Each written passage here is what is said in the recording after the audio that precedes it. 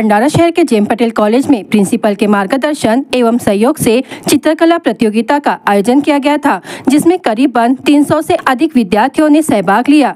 Theme ये थी कि साइबर शिक्षा और साइबर सुरक्षा।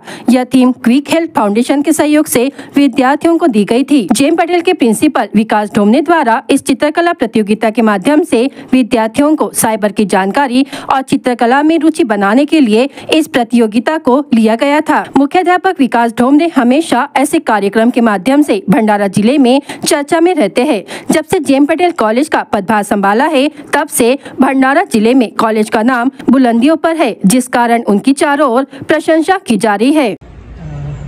या संस्थेचे प्रिन्सिपल डॉक्टर ढोमने, माझे विद्यार्थी मित्रांनो, आज योगायोग म्हणजे मला इथे यायला मिळालं आणि या कार्यक्रमाचं उद्घाटन करण्याची संधी मिळाली आणि मी जेव्हा इथे आलो आणि एकंदरीत उत्साहवर्धक वातावरण पाहिले, मला खूपच छान वाटलं। स्वातंत्र्य दिनाच्या पूर्वसंध्येला असं उत्साहवर्धक वातावरण मी कदाचित पहिल्यांदा पाहिलं असेल।